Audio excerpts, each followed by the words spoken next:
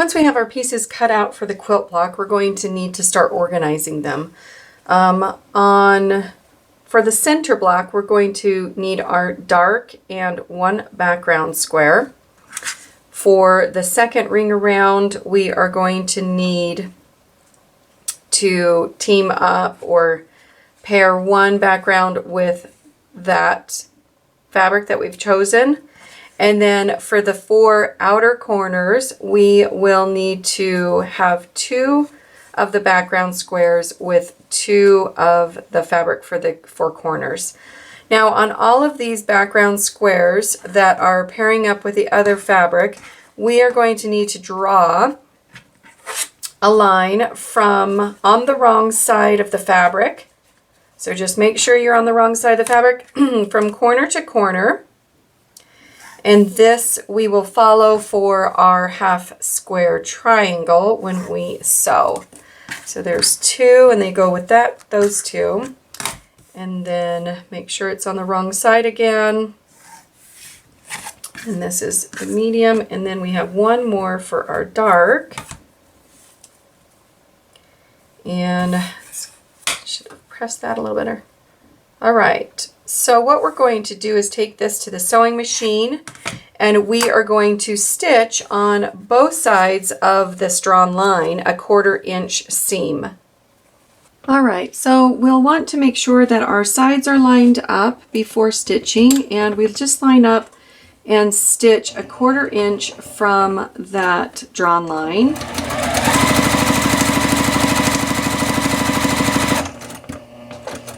When we reach the end, we're going to leave our needle in the down position.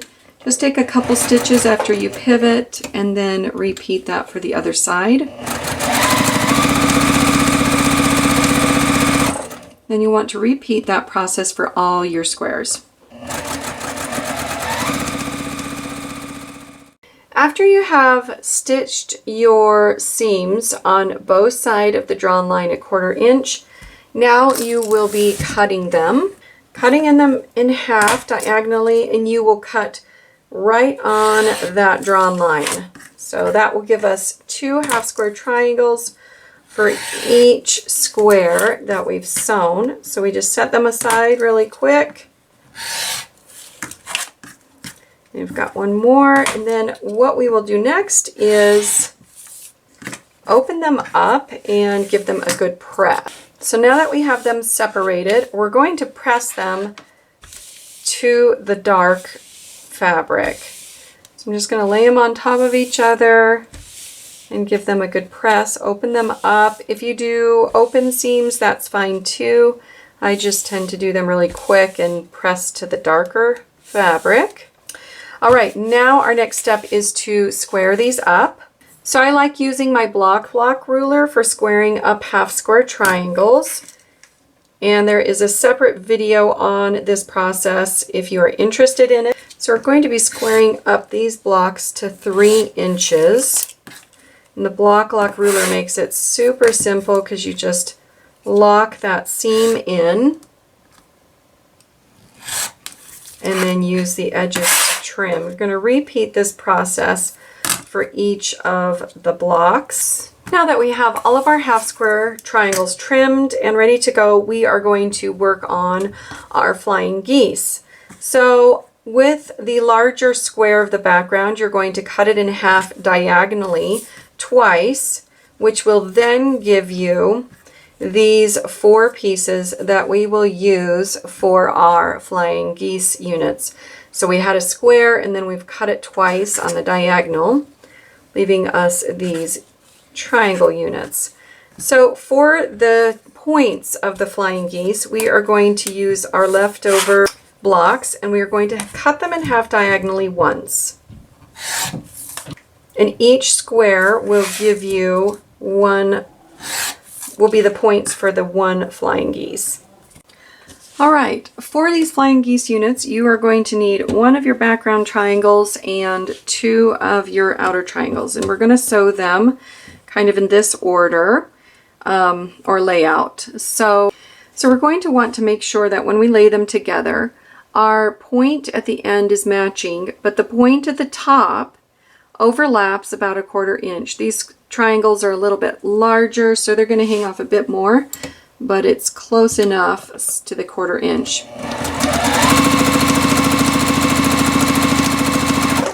Going to sew that down. We are going to open this up, and you can either press it with your iron, or I've just got a wood iron I can press it really quick with.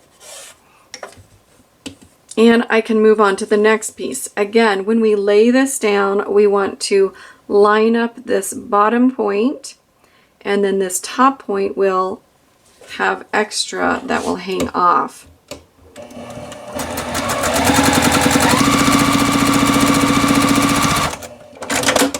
And when we're done, we are going to press it either with your iron or with your wood iron for now. And then we are going to square these up to the size that we need after we are done with all 4 of the flying geese. Now that we have all of our flying geese all sewn, we're going to press them really quick before we square them up. So we just want to make sure that all the edges are nice and flat, because we are going to be trimming them and we need them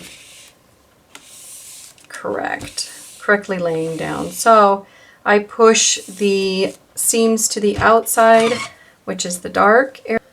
Now that we have our flying geese done, we're going to trim them or square them up to 3.5 by 6.5. So you're just going to kind of eyeball it, lay your ruler down, and trim off what is needed. You want to make sure that your points are lined up good and that you've got a good seam allowance at the top of this point as well.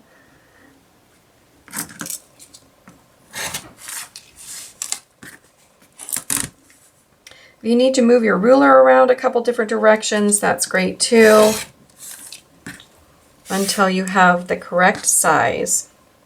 Now that we have all of our pieces ready to go, we can lay them out in the block. And what I do sometimes is have just a foundation, like a Steady Betty or an ironing mat, and I can simply lay the block out on it and then move it directly to the mat. So I'm just going to place all the blocks in the correct order and in the facing the right direction, so making sure that my colors are going the correct way. Put the blocks in the right spot. All right, now that I have it laid out, I'm going to take it to the sewing machine and then sew them kind of in sections. So I'm going to do the top row together, then I'm going to do the center part and then add my 2 sides, and then I will do the bottom row. All right, so I'm actually going to start with the center for kind of the 4 patch. So I'm going to sew these top 2 together. And you'll notice that because of how you have pressed the blocks, that seam will kind of just fold right into each other and nestle. You get nested points, which is, or intersections, which is really good. I'm going to repeat the same with the other 2 blocks and then make sure I bump these edges up. If you need to put some pins in them, go right ahead. Just stitching a 1/4 inch. Now what makes this easy is when I open them up, they are going to be in the correct position. If they are not, make your change before proceeding. But now I can lay them right sides together, and then again making sure that these edges bump up against each other. I'm going to start this block, and then I'm going to leave the needle in the down position and make any adjustments in this center seam, making sure that the seams are going opposite of each other. Then I'm going to stop there and make our final adjustments for the end. All right, so my center block is ready to be sewn into the quilt block itself. I'm just going to set it aside for now. I'm going to start at the top with my corner piece as well as the flying geese.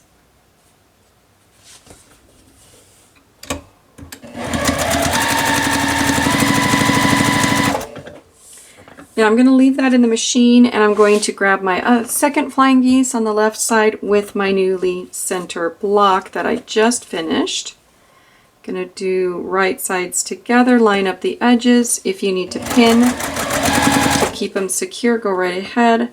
I'm stopping right there so I can make some adjustments. Make sure my edges are lined up and my seam for the center is going the right direction. Then I'm going to finish the bottom row with the left corner and the flying geese. This is kind of chain piecing, makes it super quick and simple. You can do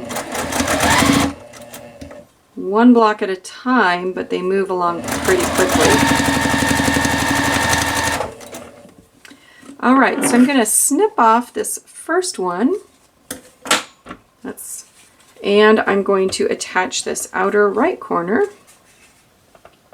Make sure everything's going the right direction.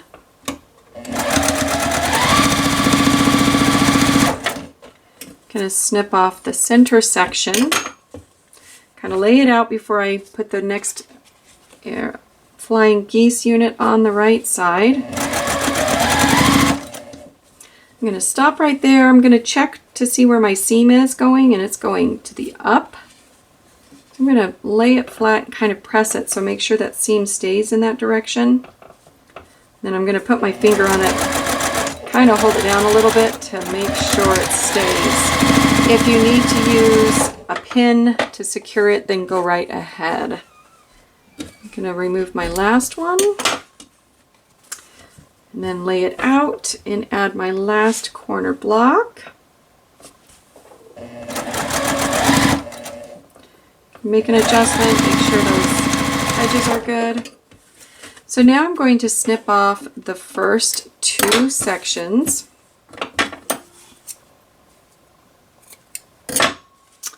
So I've got my top row, which is complete now, and then I have my center section. So what I'm going to do is sew these two pieces together. My block is getting closer to being finished. I'm going to play with these seams, which way is better to go. So just kind of if you need to press them before moving on, then go right ahead.